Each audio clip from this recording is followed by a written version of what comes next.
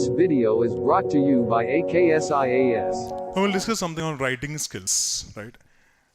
Now writing skills like regarding means, your writing skills get tested at the time of means. If in the case of prelims, there's no need for you to frame any sentence, right? All sentences will be given there as text. The only thing is you have to read and understand. In the case of means, you have to write sentences that convey your ideas. Now, no matter how good your ideas are, if you're unable to frame them properly, your ideas are of no use. There are some topics to be kept in mind while framing sentences. And to cite two topics, one is modifiers. This topic, modifiers, is all about word order. Word order in the sense, the order in which we arrange the words in a sentence. When the word order changes, the meaning of the sentence gets completely changed. Not only the meaning, but also the charge. Now, you may frame a sentence with a positive idea in mind. But while framing, what happens is the sentence will become negatively charged because of the order in which we arrange the words in that sentence. So this topic, modifiers, which is all about word order, matters a lot while writing. Then there's something called parallelism. We'll go for all these in detail. Parallelism in the sense, equal importance to all the ideas in a sentence, right? You may have to sometimes go for 2 ideas in a sentence, 3 ideas in a sentence. If there is more than one idea in a sentence, all the ideas must have equal importance. That means all the ideas must be expressed in the same form.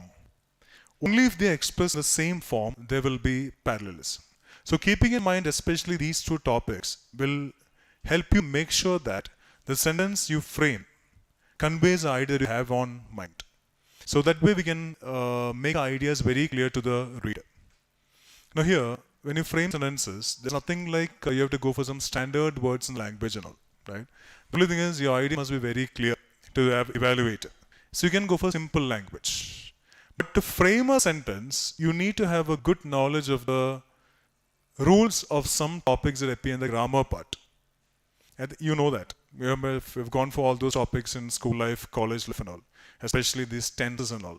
Because you will have to frame sentences or convey ideas that happened in the past, that are happening now, that will happen. So for all these, a good knowledge of tenses should help you. Tenses matters. The topic tenses matters. Punctuation marks. Now the place where you place a punctuation mark changes the meaning of the sentence. That means you need to make sure that you're placing the punctuation mark at the right place where it has to be placed. Or the meaning of a sentence and the charge of a sentence may get completely changed. You might have come across this example, this famous example in English that shows the importance of punctuation marks. You might have come across this. If I say, hang him not, let him free.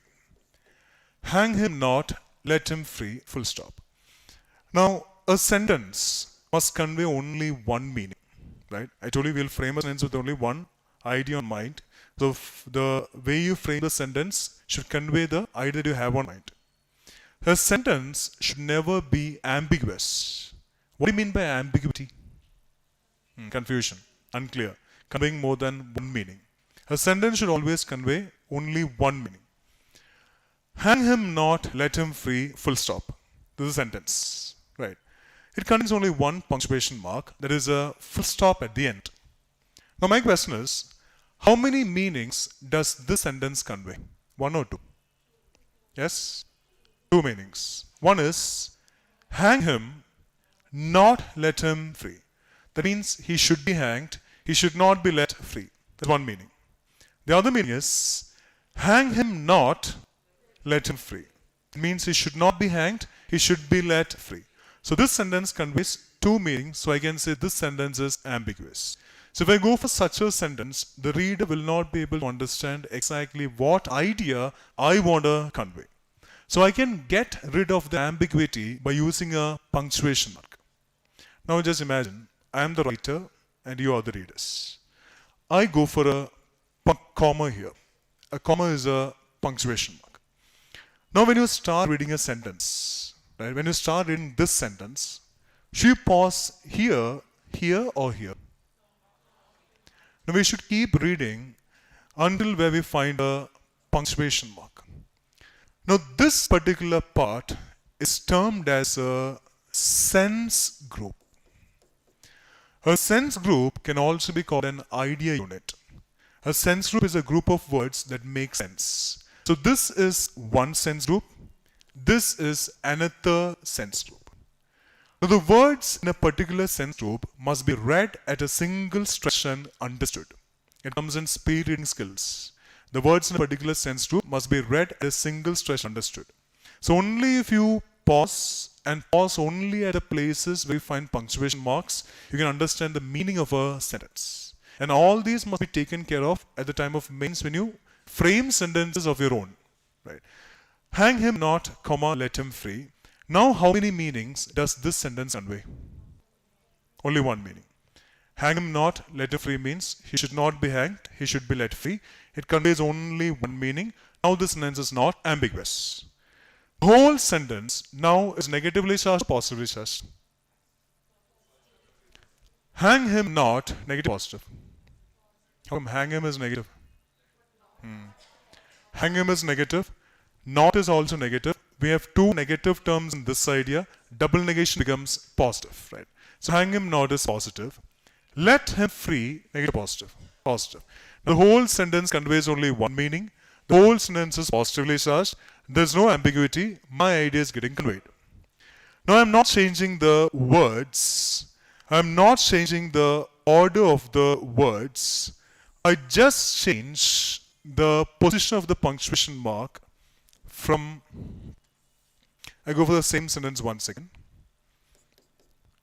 Hang him not. Let him free. I change punctuation mark from here to here. Now this is one sense group. This is another sense group. Now how will you read the sentence? Hang him, not let him free. How many meanings? Only one meaning. Only one meaning. Same as the early meaning? No, exactly opposite meaning. Hang him, not let him free means he should be hanged, he should not be let free. Right. The exactly opposite meaning conveys only one meaning, there's no ambiguity. Now the whole sentence is negatively charged or positively charged? Yes? Hang him, negative, positive. Hang him. If I hang me, it's okay for you. Hang him is negative, positive. Negative. Not let him free, negative, positive. Negative. Can double negation be applied here? No. Double negation cannot be applied here because these are two different ideas shown by the punctuation mark, comma. Double negation can be applied only when two negative terms come in the same idea. So only when two negative terms come in the same idea, we can go for double negation. So here double negation cannot be applied because these are two different ideas shown by the punctuation mark, comma. So everything, the only thing what we have to keep in mind while framing sentences is whatever we are trying to convey should get conveyed to the reader or the evaluator. For that, one is punctuation marks, word order. I'll give an example. If I go for a sentence like, let apostrophe s, let us, let's eat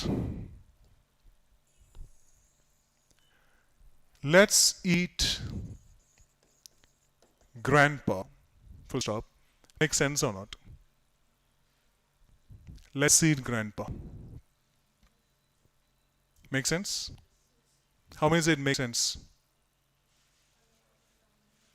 How many say it does not make sense? Let's eat grandpa.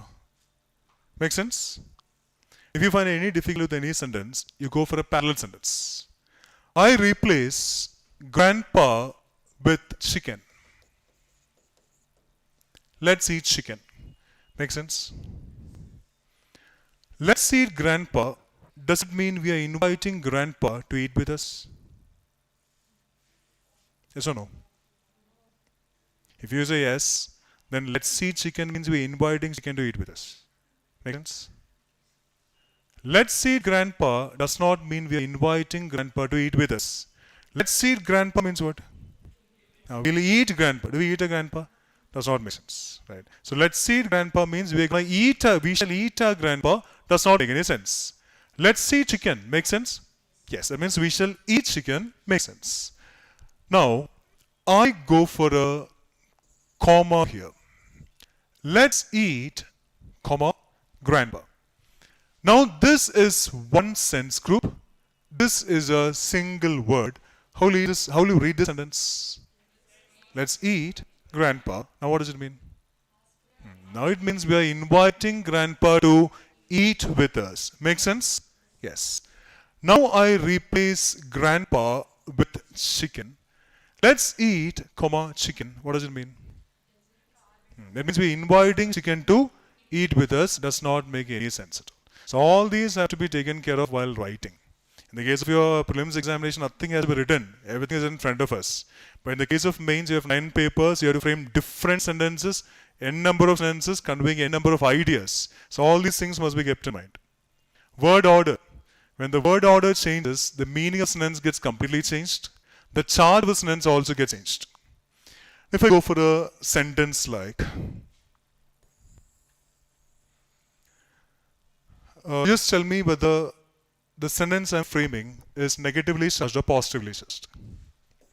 Only Ram can do that work. Only Ram can do that work. Am I praising him or putting him down? If I'm praising him, the charge must be positive. If I'm putting him down, the charge must be negative. Right?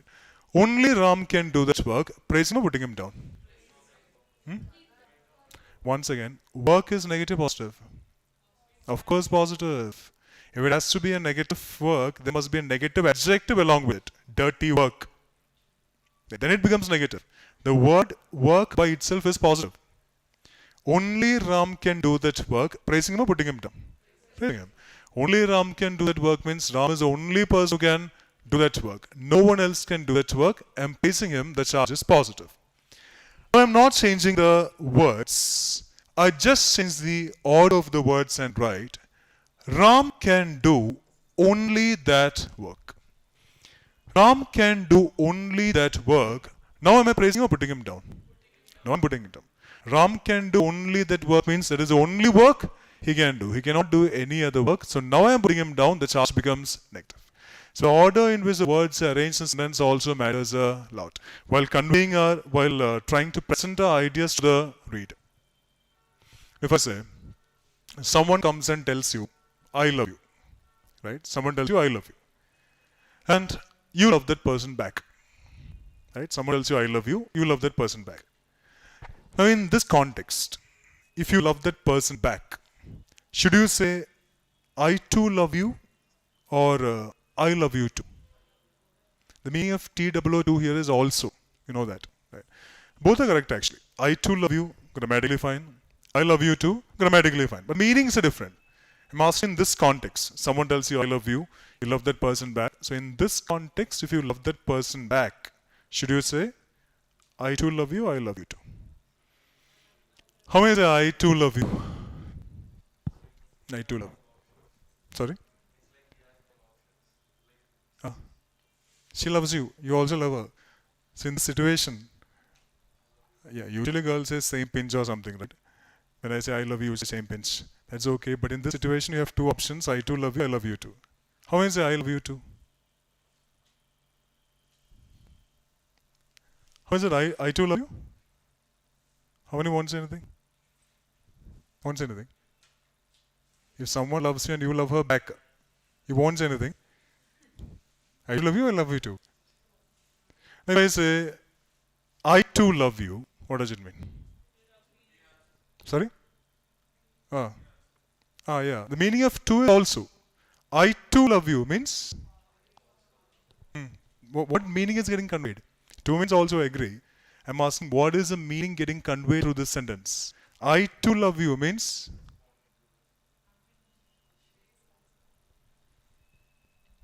Someone tells me I love you, and I tell her I too love you. What does it mean?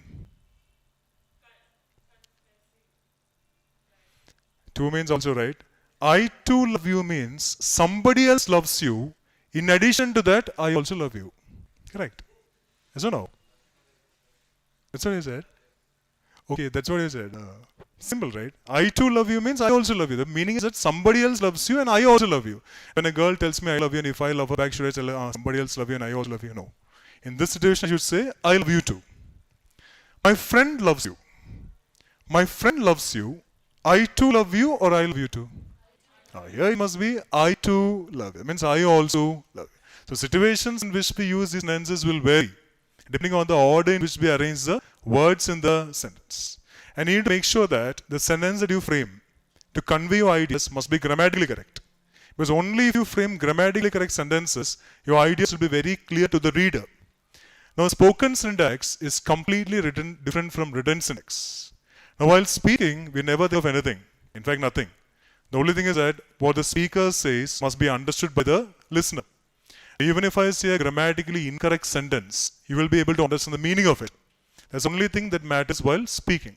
In the case of writing, we have to go by the rules of the language. You watch Hollywood movies, right? English movies. Do you read the subtitles? Many grammatical mistakes will be there. You'll find many grammatical mistakes in the subtitles. Because, now, your mother tongue is Telugu, right? For most of you. Now, when you speak in your mother tongue, you never follow the rules actually. We just even when I speak Malayalam, the same thing. I don't follow the rules of the language. I just speak fluently. You never not even think about the rules. The same is the case. English is a native language. English is not our native language, it's a foreign language to us. English is their native language. So when they speak their native language, they will not follow the rules. They just speak fluently. So whatever they speak in the movies I'm seeing, the same thing will be given as a subtitle. That's why we find many grammatical mistakes in the subtitles. So what we have to focus on is written syntax, not spoken syntax. You just forget about spoken syntax. Make sure that the sentences are grammatically correct. You need to possess the basic knowledge of the rules of some topics. And make sure that your sentences make sense. Now, once I was traveling by train. There was a notice. And the notice said this. Staring at a girl. Staring is a negative action or positive action? Staring. Staring. In fact, negative. Staring means like looking constantly in an awkward manner. That's called staring. We should not stare at anyone. Don't stare at me, people say. Staring at a girl for 15 seconds is a punishable offense.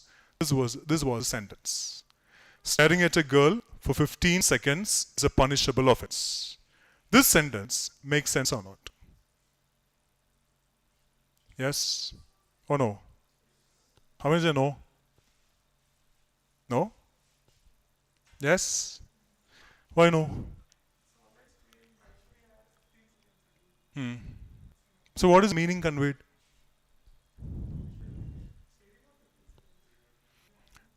No, I agree. I say, this sentence does not make any sense. Staring at a girl is a punishable offense. Makes sense. Yeah. So staring at a girl is a punishable offense. Makes sense. Staring at a girl for 15 seconds is a punishable offense means we can stare at a girl 14 seconds. Right? No problem. Then you should take a break or something. Then we can start staring again. Make sense? Does not make any sense at all. Every sentence that you frame must make sense. Right? In the case of the structure of an essay is different. First we need to focus on how to frame sentences. Then we can think about how an essay must be framed. Now in the case of vocabulary, right?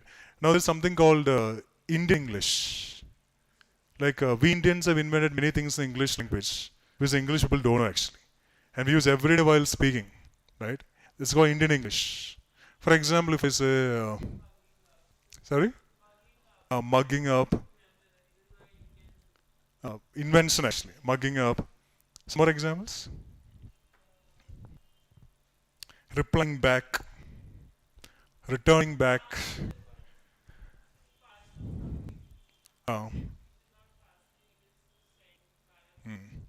He expired.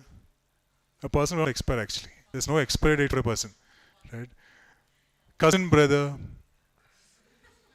If I say, I have come here with my cousin brother. Make sense or not? Why not?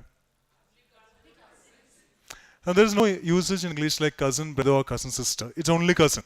It's what we have invented actually. Can cousin be a brother or sister? Can cousin be a brother or sister? Yes or no? No. If your cousin can be a brother or sister, then there is no need of the word cousin in English. Your siblings are your brothers or sisters. Now, out of love or out of affection, we consider them that way. And there's nothing like cousin brother or cousin sister. It's only cousin. I have come here with my cousin. But the thing is, if I say I have come here with my cousin, you don't know the gender of my cousin. Now, in this sentence itself, I want to tell you the gender of my cousin. I have come here with my cousin. In this sentence itself, I want to tell you the gender of my cousin. How should I say? Sorry? No, I'm not mentioning the name. This sentence, I have come here with my cousin. In this sentence itself, I want to tell you the gender of my cousin. How should I say? I'm not mentioning the name. Yes, sorry?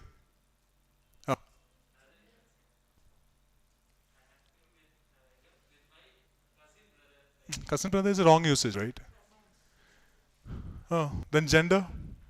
We can say male cousin or female cousin, or girl cousin or boy cousin.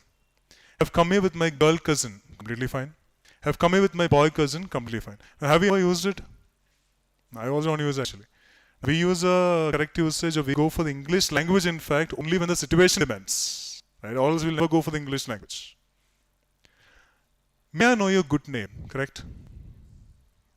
Even people at high standards use this. May I know your good name, correct? There is nothing like good name or bad name. Every name is good. The problem happens when we translate a sentence or an idea from one language to the other. The literal translation should never be done. Now, if I say in Malayalam, my mother tongue, if a cup of coffee is there on the table, in Malayalam we say, coffee tableil irikkunnu. Right. Irikkunnu in Malayalam means sitting. Right. So we say coffee table irikkunnu. So in English should I say coffee is sitting on the table? No. Coffee will never sit or stand or sleep on the table. It must be coffee is on the table. So we should never go for such literal translations from one language to the other. It happens only because we go for those translations. And there's nothing like good name or bad name. Every name is good only. It must be, may I know your name? May I know your sweet name, correct? Boys' names won't be sweet actually, usually girls' names. Sweet name, correct? Sorry. Yeah, girlfriend, boyfriend, I'll say. May I know your sweet name, correct? Your name is not sweet? There's nothing like sweet name or spicy name or good name or bad name and all. It's just name. It isn't may I know your name. All these are what we use to create impression on others, which are not required actually, which are not there in the language also. In the case of using words, means using standard words to improve our language. You know what vocabulary is, right? Word per. The number of words in a particular language is termed as vocabulary.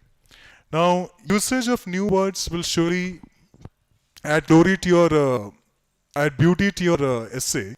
But use a word you're sure about. Also, don't use such a new word. Go for conveying the ideas in a simple language.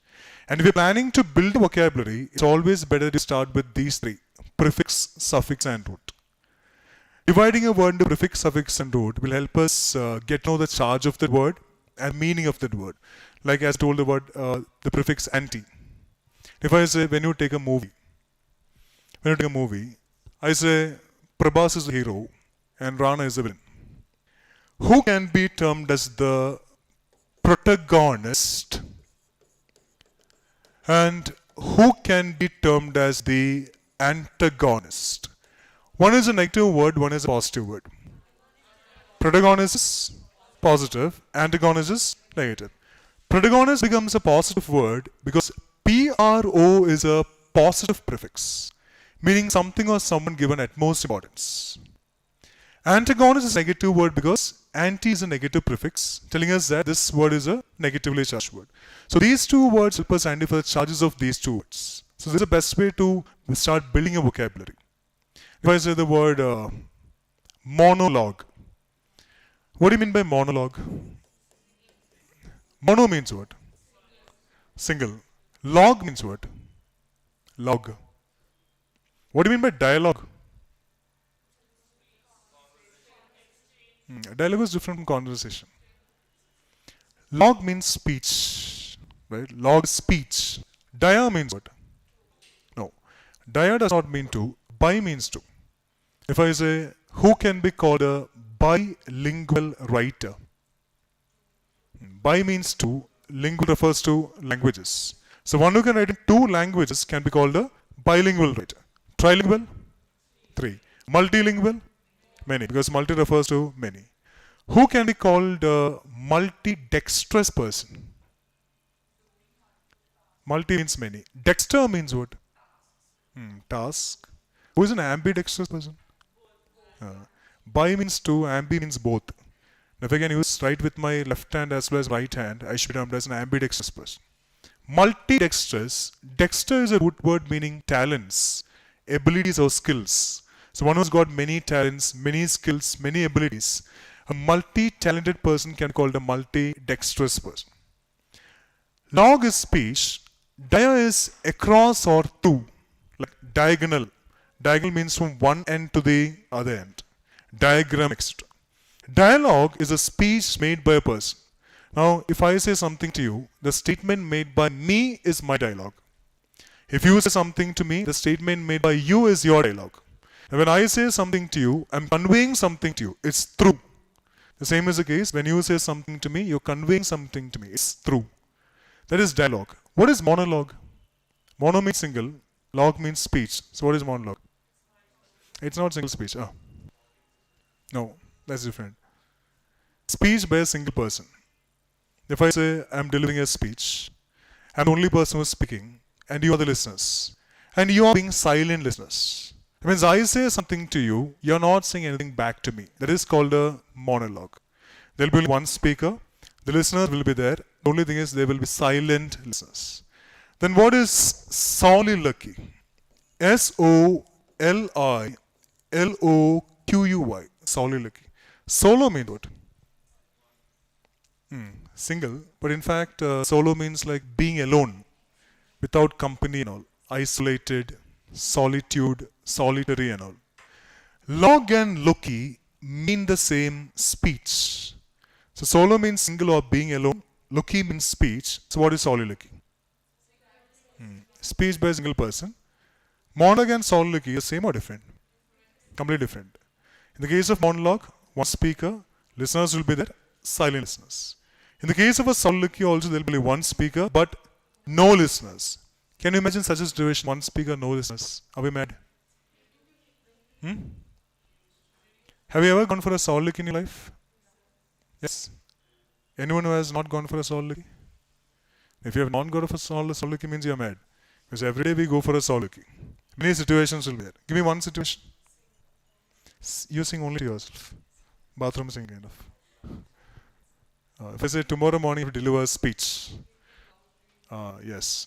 Tonight we will practice. We will not call everyone and practice. What we say must be heard only by us. That's called a soliloquy. The speaker and the listener will be the same person.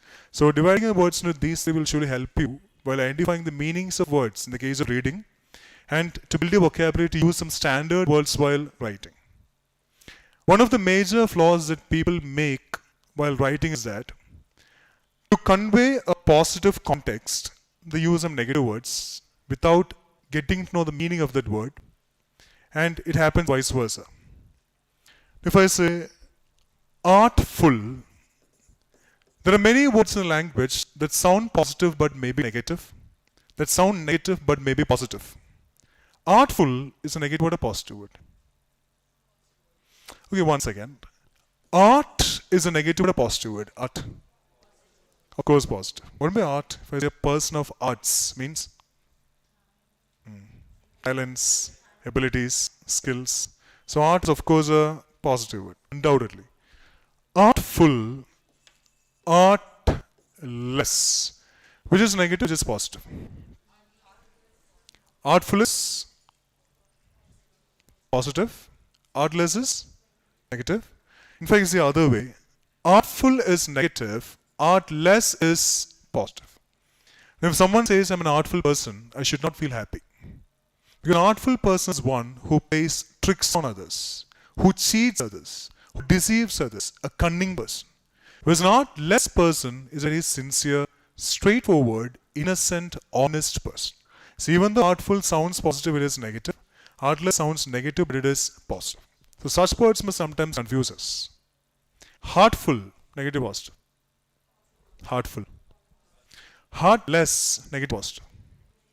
If I say you're a heartless person, negative, positive. If I say you're a heartless person, doesn't mean you don't have heart. No, we cannot survive without heart. We should never take the literal meaning. Who can be called a heartless person? Who does not have any kind of feelings for others, no sympathy, no humanity and all. Right? Heartless person. Cold-blooded person, you can say. Heartful, negative, positive. Heartful. Negative or positive? It is not negative, it is not positive. There is no word in English like heartful. Even though we use it, it's not there. Heartful congratulations or hearty congratulations? It's hearty congratulations. The word heartful is not there in the language, even though we use it. Now you may go for some words, you may get confused with some words that almost mean the same. If I say, what's the difference between these two words? Praise and flatter. Praise and flatter. One is negative, one is positive. Which is negative, which is positive? Praising is positive. Flattering is negative. Or both are positive? Yes? So which is negative? Flatter is negative. In fact, both mean speaking good about a person. Speaking good about a person, if he deserves it, that is praising. If he does not deserve it, that is flattering. Now we flatter a person for our own benefit. If I want something from you, I'll keep on saying many good things about you. My only intention is that I should benefit from that. That is termed as flattering. So praising is done with a positive intention. Flattering is done with a negative intention. That's the only difference. Right? One is positive. Praising is positive. Flattering is negative. Difference between speaking and talking. Speaking? Yes. Both are one-sided activities. Speaking and talking both are one-sided activities. Conversation is a to and fro process. The speaker becomes a listener, listener becomes a speaker.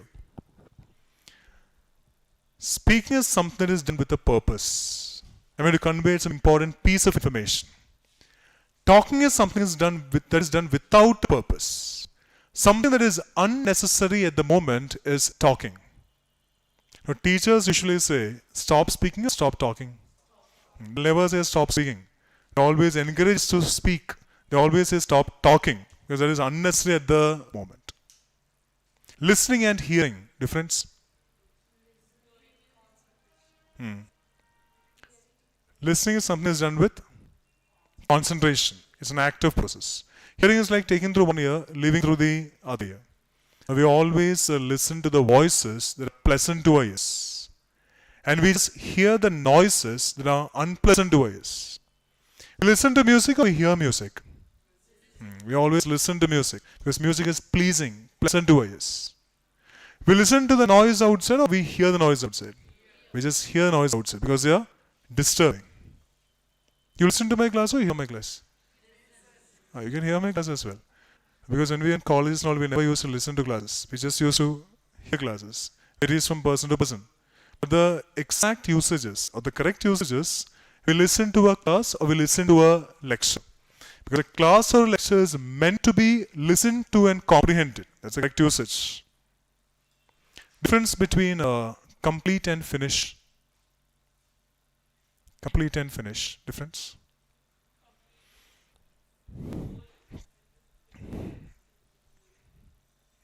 Not exactly. Sorry? Oh, say. There's a saying to say this.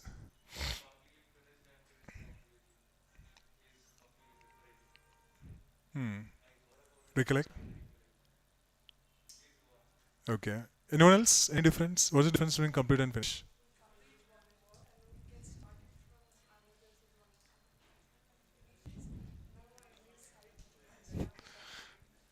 In a way, both are synonyms. Right. Only slight difference is that complete is usually used in a positive sense. Finished can be both negative and positive. Depends on the sentence in which we use that word actually. For say, I'll finish my work. Negative, positive. Positive. I'll finish my work means I complete my work. Positive, same meaning. I'll finish him. Negative, positive. Negative. I'll finish him means what? I'll kill him. That becomes negative. It depends on sentence in which we use every word in fact. Finishing a person is negative, positive. Negative, positive. If I say a wife completes her husband or a wife finishes her husband, which one makes sense? How many both make sense? A wife completes her husband, a wife finishes her husband. How many both make sense? In fact, both make sense. It depends on the wife. We've heard many stories about a wife finishing her husband also. Nothing wrong in that. Right. If a wife completes her husband, that is positive. If a wife finishes her husband, that is negative. So both are grammatically correct. Both make sense. But the meanings are different. The charges are also different. I said both make sense. Which one makes more sense here? A wife completing her husband makes more sense, or a wife finishing her husband makes more sense? Finishing. How many married here? Married? You complete your husband or finish your husband? Should ask your husband. Which one makes more sense? A wife completing her husband makes more sense or finishing her husband makes more sense? Supposed to be completing. In fact, a wife's duty is to complete her husband or finish her husband. A wife's duty is not to finish her husband. A wife's duty is to complete her husband. Now, husband usually says, "My wife is my better half." That's what husbands say. Now, husband says, "My wife is my better half" because she completes him or finishes him. Completes him. If she finishes him, means he won't be alive to say that. Right. So even though both make sense, a wife complete husband makes more sense. So what I'm saying is you must be very careful about the choice of words that you use to convey your ideas. Now some words can be both negative and positive. I told you about forceful and all. Forceful. Some words can be both negative and positive, depends on the context. If I say temptation, getting tempted, negative, positive. Getting tempted. Negative, positive, both. Both. You frame a sentence with getting tempted as a positive usage. Give me a sentence. Yeah. Okay. If I say food you said, right? If I say I got tempted. Oh, yeah. Okay, food. I take it as ice cream. I got tempted to have ice cream. Negative, positive. Positive. Think about the meaning. Just think about the meaning and then tell me. I got tempted to have ice cream. This sentence is negatively charged or positively charged? How many are negative? Positive? What is the meaning of this sentence? I got tempted to have ice cream means? That means I'm not supposed to have ice cream, or I should not have ice cream, but I'm getting compelled in a way to have ice cream. That is the meaning of the sentence. Negative, positive. Negative. Getting tempted is always negative. Now, if you get tempted, we'll do all negative things. If you get motivated, inspired, we'll do all positive things. Or should I say, I got tempted by Gandhiji? Make sense? The meaning is completely different actually. Right? It's a blunder. I got tempted by Gandhiji does not make any sense. I got motivated by Gandhiji makes sense. Or inspired by Gandhi also makes sense. When you go to an interview, if you're very sure that you will crack the interview, and before leaving the room, if you feel like flattering the interviewer, should you say, "Sir, you tempted me out"? Should you say that? If you say that, you'll be kicked out that moment itself. What you have gained till then will last forever. If you say, "Sir, you have inspired me a lot," sometimes you may get that up. So temptation is a negative word. Not that chocolate I'm saying, that's a different story, that's a proper noun. Temptation is a negative word, whereas motivation, inspiration are positive words. So be careful about the choice of words. There's a concept by name redundancy. Redundancy means repetition. In a sentence, there should not be more than one word conveying the same meaning. If it is there, the sentence becomes grammatically wrong and it doesn't make much sense also. As I told you earlier, you have to reply back. you have to reply back. Makes sense or not? No. Reply is the same as saying something back. So you have to reply or you have to say something back. He returns back from Mumbai tonight. Make sense? Returns is same as saying something back, coming back. So he comes back from Mumbai tonight or returns from Mumbai tonight is completely fine. We use many sentences like this while speaking in everyday life actually. She is a lady doctor. She is a lady doctor. Makes sense or not? What is wrong? She and lady together don't make any sense. So she is a doctor is more than enough. She is a conductor, she is a faculty, she is a doctor, more than enough. My son is a male nurse. Makes sense? My son is a male nurse. Can a son be a female nurse? No. My son will of course be male only. So my son is a nurse is completely fine. Now, you might have come across this mistake in some of the girls' hostel boards. I saw a board once. It's mentioned girls' hostel. Below that, only for girls it seems. Makes sense or not? Will any boy go for admission at girls' hostel? No. Girls' hostel means only for girls. There's no need for the mention only for girls. That becomes redundancy and does not make any sense at all. And all these mistakes will make while speaking. You can be fine with writing only with practice. Once you get to know some of the concepts, basic concepts, in the grammar part and all, and once you know how to arrange an essay, you start writing essays on different topics, general essays, then you yourself be the evaluator. You try to find out what all mistakes are there. Go for an essay on the same topic, rectifying those mistakes. Don't make the same mistakes again. Now when you frame an essay, in fact, even if you cannot make the body of the essay that impressive, you must be very careful about making the introductory paragraph very impressive. Because in the introductory paragraph, if I say any topic, student politics, I'm saying a general essay topic. If you ask to write an essay on this topic, now depending on the word limit we have, right? For instance, I say you have 4 ideas. You got 4 ideas based on that particular topic. Sometimes you may have a good knowledge of that particular topic. If you don't have a good knowledge, at least you can think about some information you've heard from somewhere, from someone, or you have read an article or something. So those details are more than enough for us to write an essay. Then arranging the sentences in the perfect order is your task.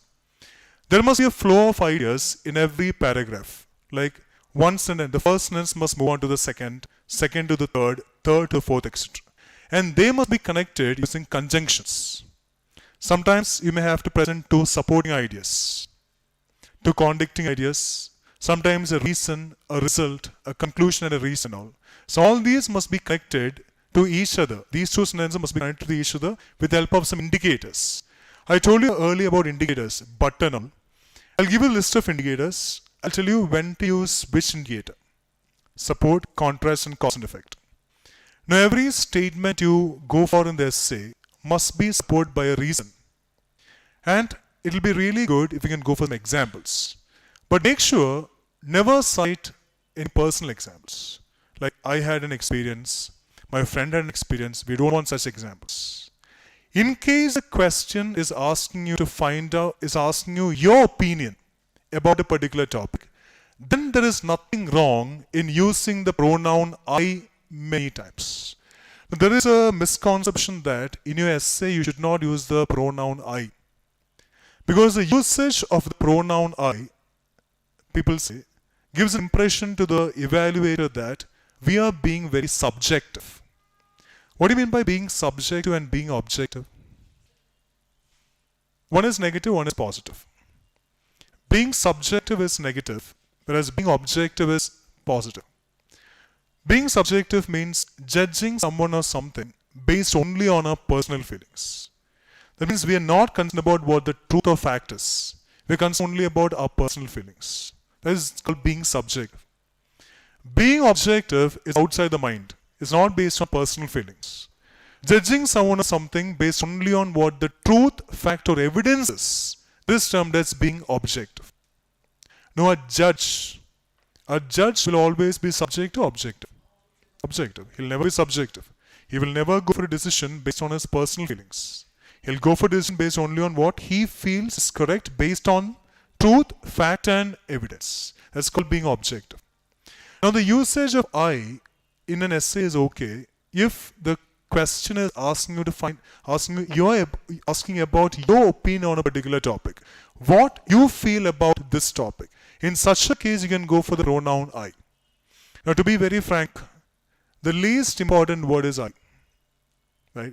In the English language, the least important word is I. Because ourselves must be given only secondary importance. Primary importance must be given to others. We always do the other way. We give primary importance to ourselves and no importance to others. At least at the time of the examination, we should give primary importance to others. Because the least important word is I. If I say, I'm framing a sentence, right? A positively charged sentence. I and my friend have passed the exam, or my friend and I have passed the exam. Which of these two is the correct way of framing? My friend and I and my friend.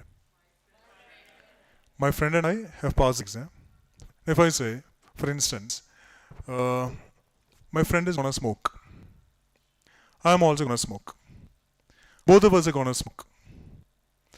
If I'm using a lighter to light my cigarette, should I light my friend's cigarette first or my cigarette first? Or both cigarettes together? There are people who do that, nothing wrong in that. But if I give an option like, if I'm using a lighter, should I light my friend's cigarette first or my cigarette first? Friend's cigarette or my cigarette? Friend's cigarette. Fine. If I'm using a matchbox and a matchstick to light the cigarette, should I light my cigarette first or friend's cigarette first? My cigarette? If I'm using a lighter to light the cigarette, I should light my friend's cigarette first. Only then I should light my cigarette. Whereas, if I'm using a matchbox and a matchstick, I should light my cigarette first. Only then I should light my friend's cigarette. Because once we light a matchstick, fumes are there. Fumes are harmful. Cigarette is also harmful, but forget about it, we're smoking. Fumes are harmful. I should take the fumes first, only then offer to my friend. Whereas in the case of a lighter, there are no fumes. So I can light my friend's cigarette first and then light mine. That means like giving importance to that person. Passing the exam. No, these are some of the etiquettes we follow in professional life. All. If I say when we sit together to drink, and if I am the person who's pouring into the glasses, should I pour into my glass first or your glasses first? I should pour into your glasses first, only then I should pour into my glass. And after pouring in my glass, should I take it and drink it off? Then? Cheers. If you're saying cheers, means you can start together. But there is a superstitious belief that if you say cheers to a person, you cannot drink with the same person the next time. There are some superstitious beliefs. So sometimes people don't say cheers. If you're saying cheers, start together. Or else I should wait for you to start, only then I should start. It means showing the importance I give to you. Passing the exam is, of course, positive. Right? So it must be my friend and I have passed the exam. My friend and I have failed the exam, correct? Failing the exam is something negative or positive? Negative, right. In the case of a negative action, I must be mentioned at the end. In the case of a negative action, I must be mentioned at the beginning. In the case of a positive action, I must be mentioned at the end. So, my friend and I have passed the exam. I and my friend have failed the exam. But when we were kids and all, we used to do the other way. When we used to fail, we used to tell our parents that all my friends failed, I also just failed. That's what we used to say. If I give you one more person, now in an essay, you write about three persons in fact. First person, second person, third person. Third persons are, who are they? Third persons means? If I say A speaks to B about C, who is the first person here? A. Second person? B. Third person? C. And the speaker is the first person. Listener is the second person. Person talked about is the third person. First persons are I and we. Second persons, you, only you. Third persons, he, she, it, they. If I give you a sentence like, dash have helped the poor. Dash have helped the poor Helping the poor is something negative or positive?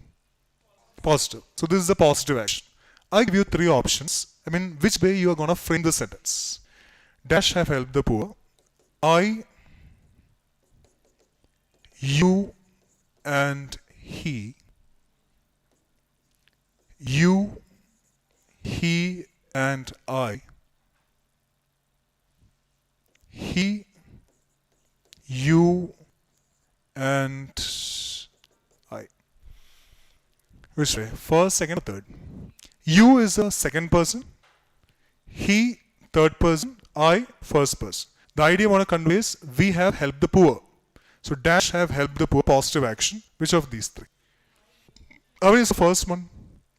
Here the action is positive. So I must mention only at the end of the sentence. So first one is gone. Fine. How many is the second one? You, he, and I. Second person, third person, first person. Yes? Third option?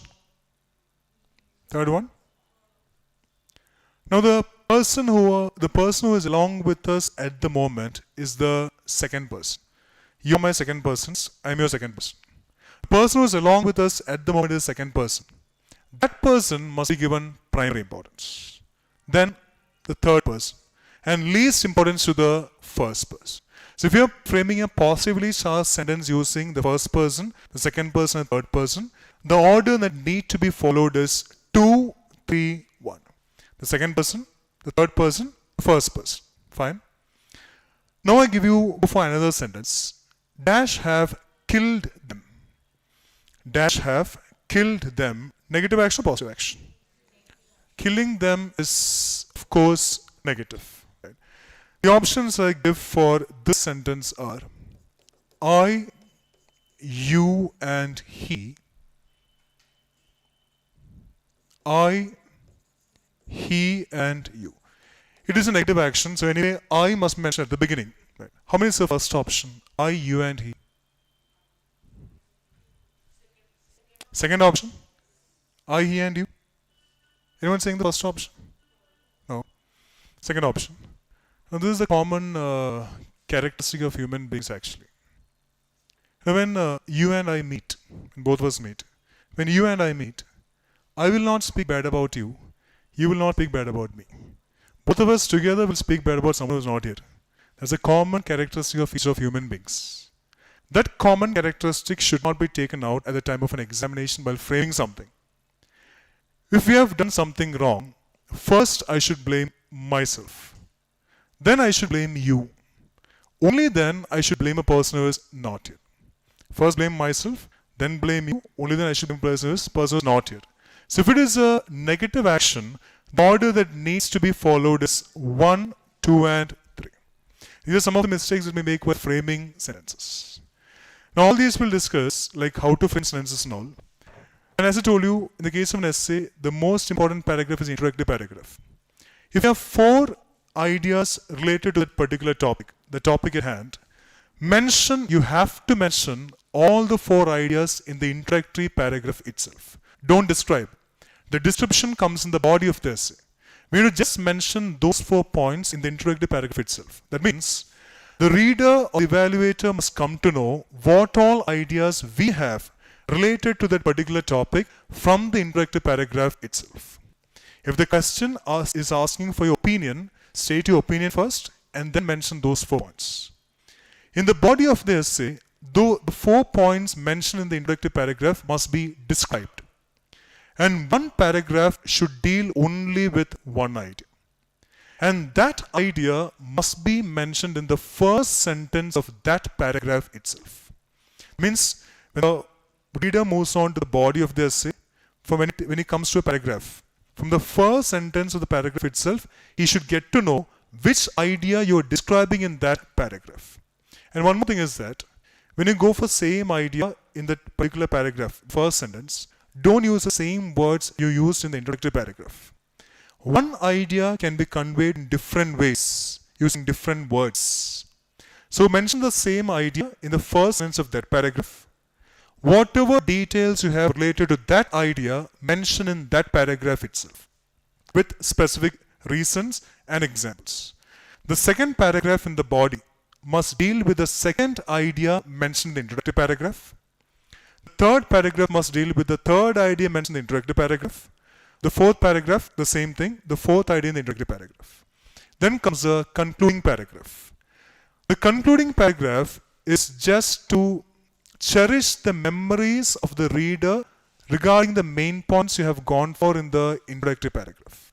That means the concluding paragraph is a reiteration of the main points using different words. And whatever suggestion you want to give, you want to put forward, whatever message you want to convey, whatever advice you want to give, all these can be gone for in the last sentence of the concluding paragraph. Can you end a paragraph with a question?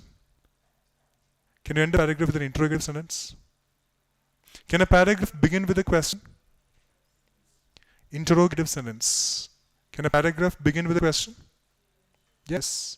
A paragraph can begin with a question. If a paragraph begins with a question, what comes immediately after it must be the answer to the question. Because the question and the answer must come together.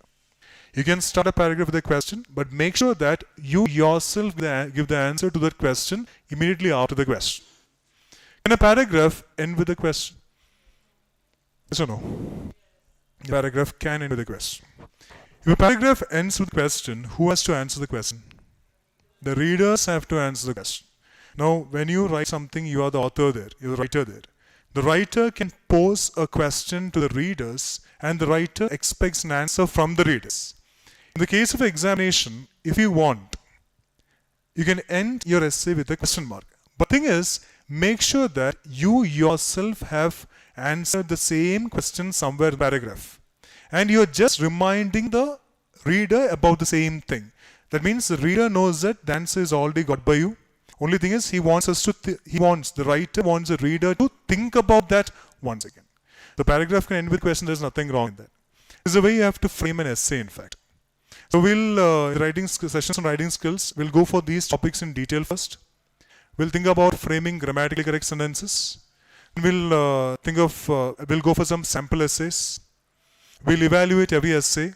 We'll find out mistakes based on punctuation marks, some grammatical mistakes, full stop, right? All punctuation marks. For every sentence must end with a full stop. Usage of idioms and phrases. This is a misconception actually. People use some idioms and phrases to embellish the language, but that is of no use. If you're using a phrase, you know what a phrase is, right? A small group of words taken as a single word conveying a single meaning. If you're using a phrase, make sure that that phrase fits that context. And you're very sure about the meaning of that phrase, or don't use the phrase. If I say pass away, you know the meaning of pass away, right? Pass away means die. If I go from one side to the other side, that side to this side, should you say Mithun passed away? Will you say that? If I move from that side to this side, will you say Mithun passed away? Now, pass away means to die. If I go from one side to the other, it's not Mithun passed away. It's Mithun passed by. So phrases you should be very careful while using phrases. So anyway, we'll not go for these phrases and all these things in detail. We'll go for conveying the ideas in simple language. Right? So these are what we'll be discussing in the writing skills sessions. Anything to ask? Any question? Anything? No? Shall I end it for today? Right then, thank you.